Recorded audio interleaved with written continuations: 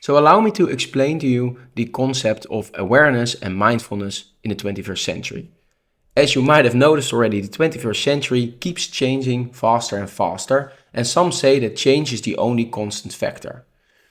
According to ancient philosophies like the Bhagavad Gita, for example, the cosmos, however, is infinite in its own. That means that all the energy is already there. You don't add anything, nor can you distract anything. It's like moving money from one pocket to the other pocket. It doesn't give you more money. The same with energy. It's just movement of energy, sort of a dance of life. Planets are created, planets are destroyed. Human life, we grow and we die. Circle of life stuff. Okay, so that would be a constant factor. If you learn how to contact or to connect with that source, you can tap into that calmness and clarity in a very wild, wild west environment that keeps changing. So your outer realm, your mental realm keeps changing, new technologies, more data, etc. You know the feeling, more to do, less and less time to do it in. However, it's just energy moving and it's all perspective from you as an individual. So how to shut down that individual and how to connect to the entire cosmic energy that keeps entire planets spin, or perhaps even multiple dimensions. Well, it's hard and it's easy at the exact same time. The good news is you already have the tools available deep buried inside you. You only need to be able, or you only need sort of a guideline on how to reach them. I would say, let's start easy. First of all, create freedom. Freedom to start moving towards that inner realm, towards that inner cosmic power that you know you have inside you. You must have felt at that moment this connection to the higher being where you felt elevated, or some call it flow, where you feel one with your entire surrounding and you radiate energy from your entire being. I honestly believe, and that I'm biased of course, but I do think we all have that inside of us. Whether you believe it or not, still, it's a good thing to create freedom to do the things that you want. So freedom means get a hold of your resources. Get back your time, so say no to some things, which means opening up doors to others. Yes and no are opposites, of course. But also your energy, monitor your focus, and all those things. And on each of these topics, we will dive in future sessions. But in general, you will probably know how to create more freedom.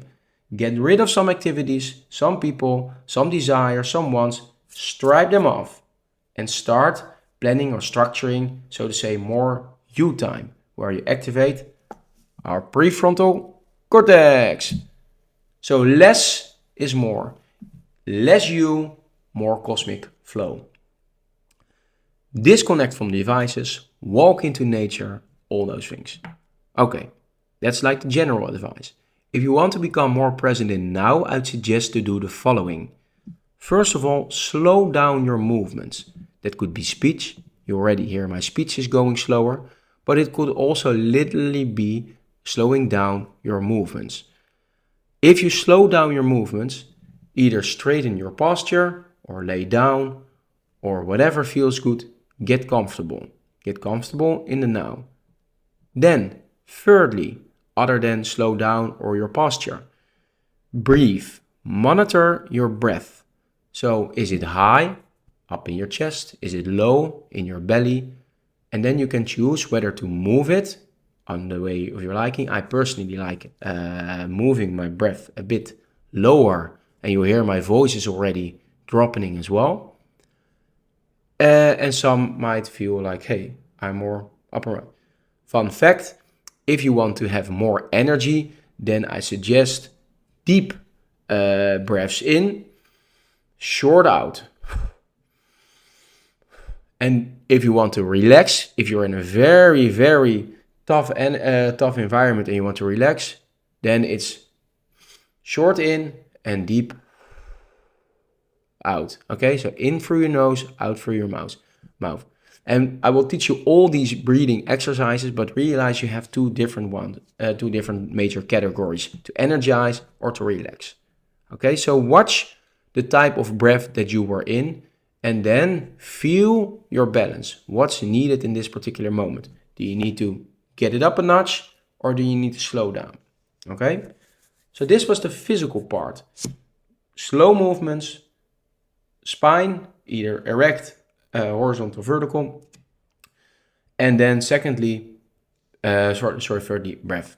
Then start focusing on your body. Like, okay, on your senses, can be smell, can be vision, can be either something from up close or something in the distance, or it can be a particular smell, but can also be internally. Like, okay, how does my body feel? Do I feel any stress or pains or joy or whatever you're looking for?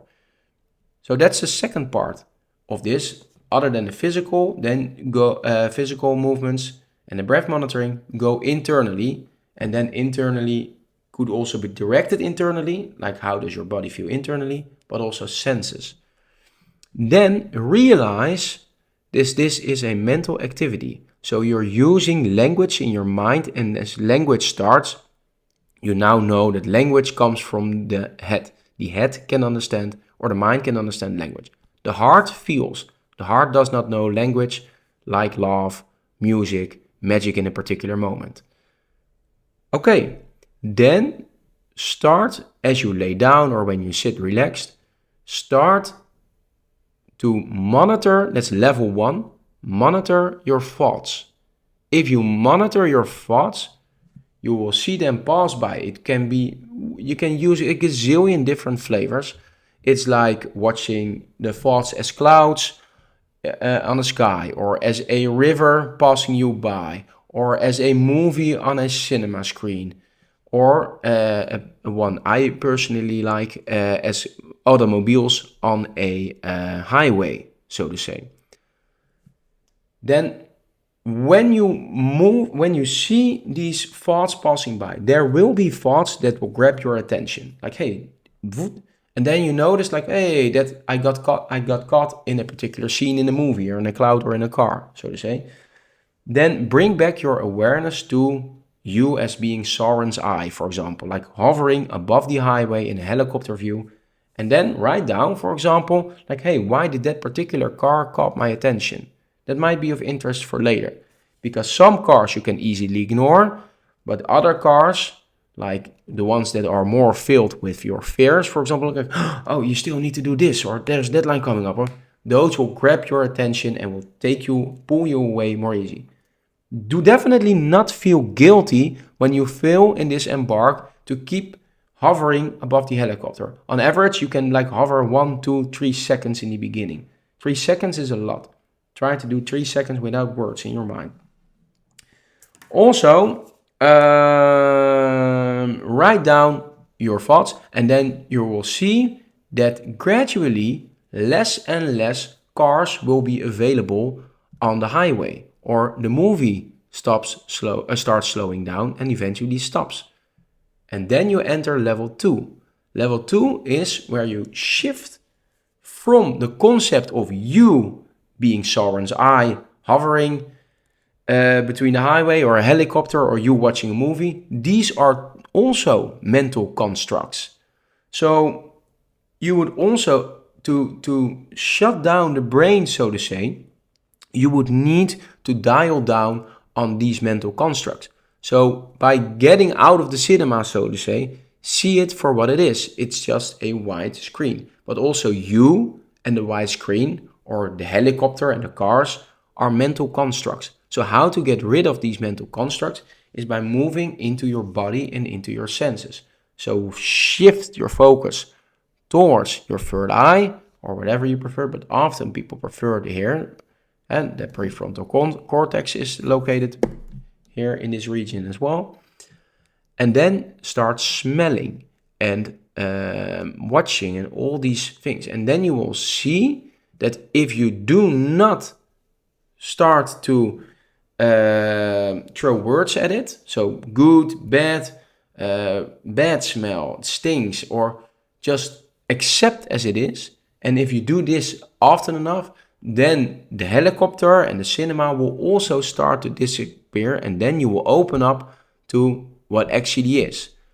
Then there's another level in that, still level 2, is that when you, for example, see a flower, you don't drop the word flower or red. No, you see for what it is. You smell it, you touch it without the mental concept. And that's what it means to become fully aware. Then you shut down your mind and you open up your heart. And as your heart translates the energy from the outer realm, well, let me rephrase it.